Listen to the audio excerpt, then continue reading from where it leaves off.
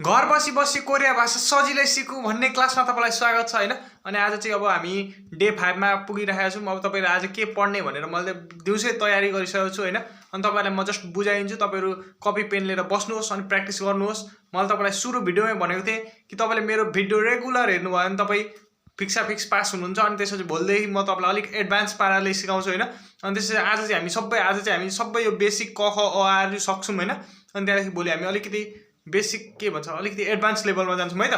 अब तपाईँले यो के भन्छ अब भिडियो सुरु गरौँ है त। सो भिडियो धेरै लामो भयो अस्ति पनि होइन, त्यही भएर मैले चाहिँ यो सुरुमै लेखिसकेको छु होइन। अनि तपाईँलाई बुझाइदिन्छु ल। अब जस्तै कि हामीले हिजो अस्तिको दिन यस्तो लेखेको थियौँ नि, यस्तो आ या अ यो ओ यो उ यु उई लेखेको थियौँ। अनि त्यसपछि यो हामीले गा ग्या ग ग्य गो ग्यो गु ग्यु ग्यु गी पढेको थियौँ नि।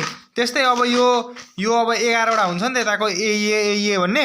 अनि त्यसपछि तपाईँले अब यो 11वटाको पनि अब गर्नुपर्ने हुन्छ क्या। सुरुमा अब यहाँ हेर्नु त ए वा वे व उबे बी उई। अब यो भयो नि त।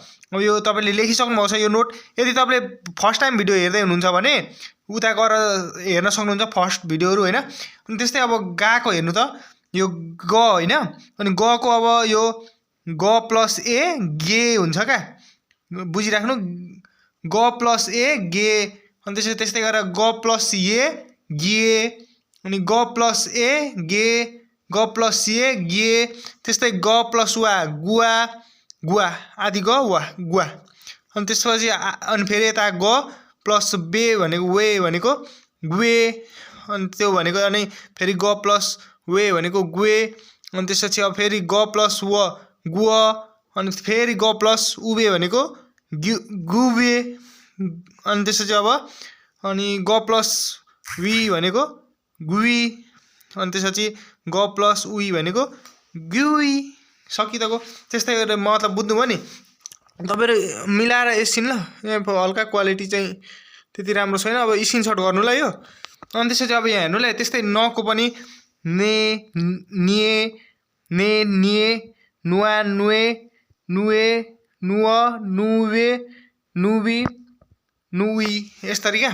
अब सबैको तपाईँले यो यति गरिसक्नुभयो भने अनि यता यो वहरूको सबैका यसरी नै सबैको ट्याक्क यो पनि स्क्रिनसट गर्नु ल।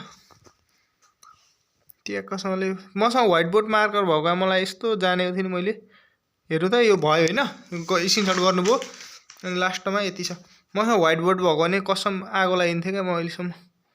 लु यो स्क्रिनसट गर्नुभयो तपाईँले। अब यति जानिसक्नुभयो नि, यति जानिसक्नु भने अब हामी यो पढ्नु होइन, मतलब यो सारिसक्नु कपीमा। अनि यसपछि हामी के गर्छौँ भनेर म तपाईँलाई अलिक अब त्यो देखाउँछु ल, अब के गर्ने भनेर। सो मैले अरू पनि अब यसको इक्जाम्पलहरू देखाउने विचार गरेको थिएँ होइन। तर तपाईँहरू यो यति जानिसकेपछि मतलब मैले छोटो मिठो बनाइदिएको छु। अब कतिलाई हेल्प हुन्छ कतिलाई के हुन्छ होइन। अनि त्यसपछि यो सक्नु, अनि यो सकेर भोलिको क्लासमा चाहिँ हामी बब्बाल पाराले अब यो सबै इक्जाम्पल देखेर शब्द चिन्ने हुन्छौँ है त।